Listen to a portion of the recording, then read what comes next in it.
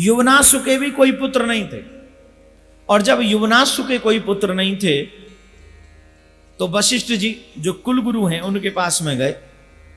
बोले महाराज मेरे कोई पुत्र नहीं है। बोले हाँ पुत्र तो नहीं है, बात तो हमें भी मालूम है, पर बताओ क्या करें। बोले महाराज कृपा करो, हमें पुत्र तो चाहिए, पुत्र के बिना ये आगे कैसे कार्य चलेगा। एक काम करते हैं, चलो तुम्हें पुत्र प्राप्ति के लिए पुत्रेष्ट यज्ञ करवाते हैं।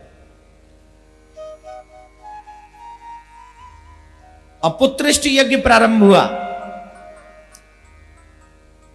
यज्ञ जिस दिन पूर्ण हो रहा था, यज्ञ पूर्ण होते होते होते होते सायंकालीन वक्त आ गया।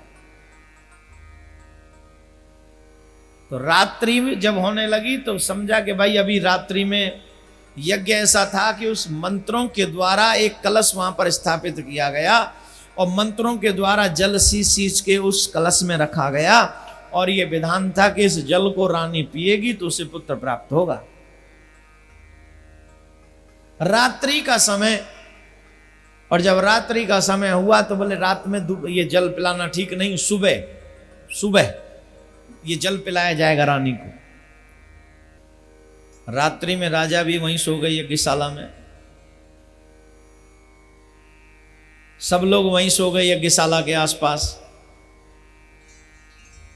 अचानक से राजा की नींद खुली, रात्रि में उसे प्यास लगी, इधर उधर देखे, ले अब रात्रि में सब सेवक हारे थके सो रहे, इनको क्या जगह में जल ही पीना है, तो क्यों न हम ही देख के पी लें जल। तो उठ के खड़े हुए तो कहीं और तो जल दिखा नहीं, वही वेद मंत्रों से सिंचा हुआ जल, उस पे उनकी नजर पड़ी। बोले यही जल हम ही पी लेते हैं। झट वो जल को उठाकर वो कलश को उठाया और जल को पी गए। सुबह वशिष्ठ जी महाराज स्नान ध्यान करके आए, राजा भी स्नान करके आए। बोले उठाओ राजा कलश, चलो रानी के पास। अब कलश उठाया तो कलश खाली। गुरुजी बोले जल को कौन पी गया भैया? राजा बोले गुरुजी आई एम सॉरी, मैं ही पी गया, तुम पी गए? गुरुजी बोले अब तो तुम्ही को पुत्र होगा। अब राजा मूंछों पे ताव दे, कमाल करते हो गुरुजी, संतान तो स्त्रियों को होती है, हमको पुत्र कैसे होगा? बोले बेटा वेट एंड वॉच, वेद मंत्र मिथ्या नहीं होंगे, वेद मंत्र झूठे नहीं होंगे, अब तो पुत्र तुम्ही को होगा। समय जैसे जैसे नजदीक आए राजा को समस्या बढ़ती जाए। वैसे एक बात बताएं, ये मां जो है ना पिता से ज्यादा तकलीफ उठाती। ये पिताजी तो कमाने को ही कहते थे, तुम जानते नहीं हो कमाना बड़ा मुश्किल है। इस संसार में सबसे ज्यादा मुश्किल है किसी भी शिशु को गर्भ में धारण करके उसे पालित पोषित करना, सबसे ज्यादा मुश्किल काम है। और ये महान काम माताएं कर सकती हैं, इसलिए वो महान हैं, क्योंकि वो गर्भ में भी पालती हैं और जब तक संभल न जाए तब तक भी उसे पालती हैं। ये काम मां कर सकती है और कोई नहीं कर सकता। हाँ, पुरुष लोग नहीं बजाएंगे, ये तो वैसे ही बेचारे राधे राधे बोलना पड़ेगा।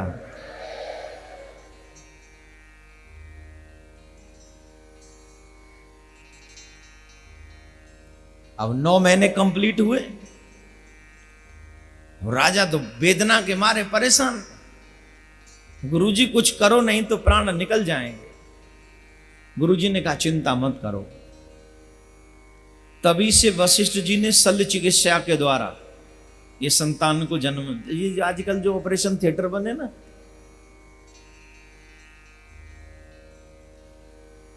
हमारे वैज्ञानिक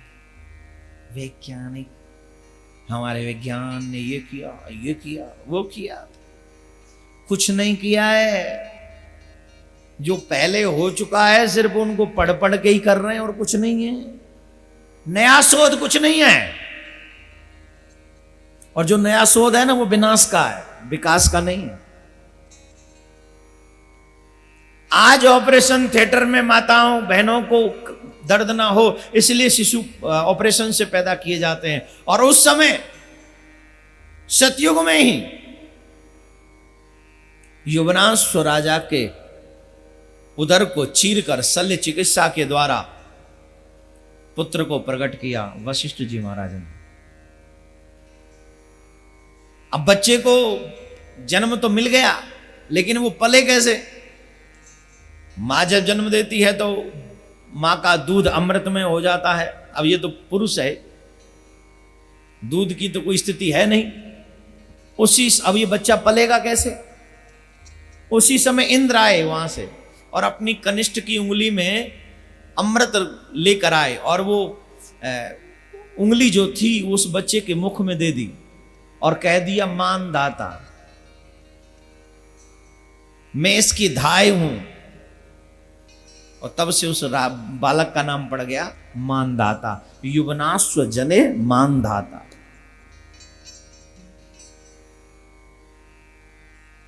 वही मानदाता जिनकी 50 कन्याएं थीं। एक बार की बात है,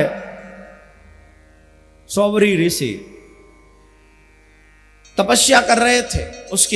उनकी तपस्या बड़ी प्रसिद्धि होने लगी उनकी, और इतनी प्रसिद्धि कि लोग दर्शन करने आने लगे, लोग उनको प्रणाम करने आने लगे। अब देखो, ज्यादा प्रसिद्धि भी मुश्किल पैदा कर देती है।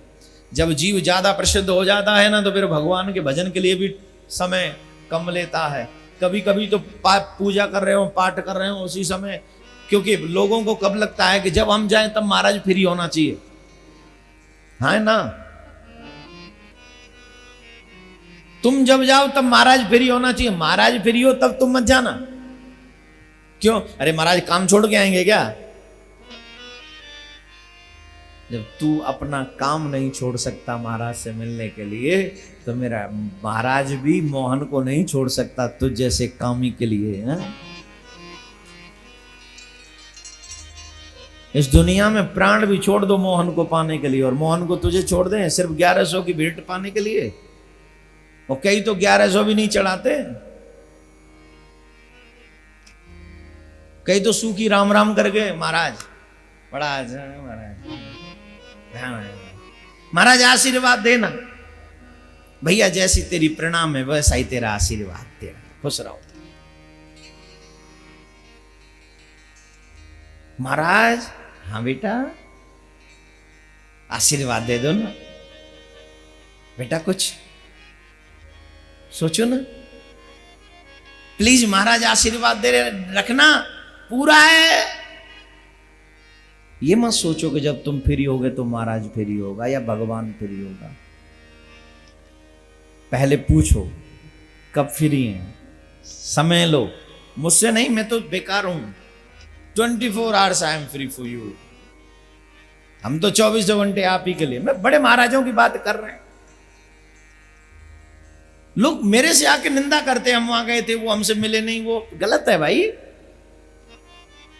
महाराज योग भी करेंगे, महाराज पाठ भी करेंगे, महाराज पूजा भी करेंगे, फिर महाराज कथा भी करेंगे, फिर महाराज भोजन भी करेंगे। अब पूछो कि वो कब फ्री हैं। जब वो फ्री हो तब तुम जाओ। तुम्हारे लिए वो फ्री नहीं हो सकते। और मुझे लगता है कि दुनिया का काम करने से बेटर है मेरे कन्हैया का काम करना और वहां बिजी रहना, कन्हैया के काम में बिजी रहना।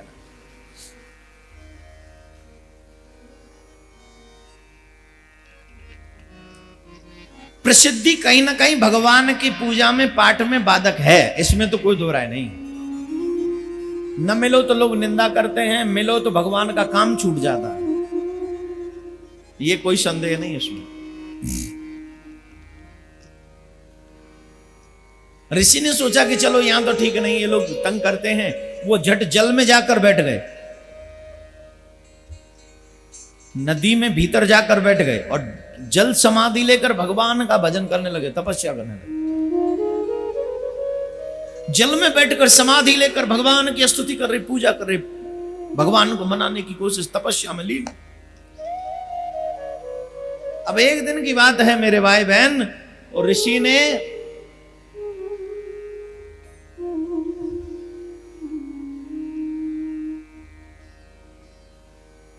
मछली को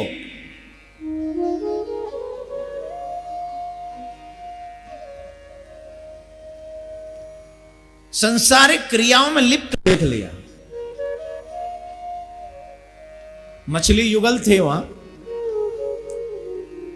स्त्री पुरुष हर एक नर और मादा हर एक योनि में होते हैं। जल में बैठकर समाधि में थे, भगवान का भजन कर रहे थे, और भगवान का जब भजन कर रहे थे तो उन्होंने एक दृश्य देखा कि नर और मादा मछली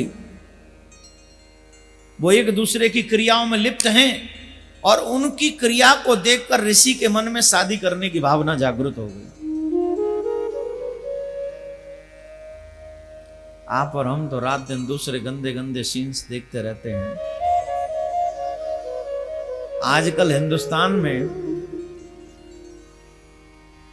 लज्जा नाम की तो चीज रही नहीं। हिंदुस्तान की तमाम नौजवान बहन बेटियां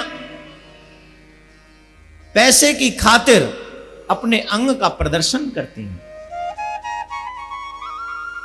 और फिर हमारे देश को चरित्रवान बनने के उपदेश लोग देते हैं। मुझे हंसी आती है, जिस देश में जवान बहन बेटियां पैसे की खातिर अपने अंग का प्रदर्शन कर दें, उस देश को कभी चरित्रवान बनाया जा सकता है? मेरी बात को मिथ्या मत लीजिएगा मेरे भाई बहन। मॉडर्नेस का मतलब नंगापन नहीं हो सकता। हमारे छोटे छोटे बच्चे जिन्हें अभी ये नहीं पता कि दुनिया कहते किसको हैं, उनके साथ बैठकर आप न्यूज चैनल नहीं देख सकते, और की तो बात ही छोड़ो। ऐसे ऐसे गंदे गंदे ऐड आते हैं, और कई लोग तो ऐड डायरेक्टर होते हैं साहब।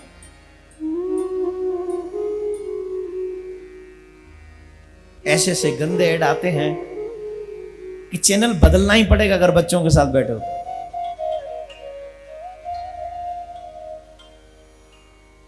और फिर हम भारत को चरित्रवान बनाएं कैसे?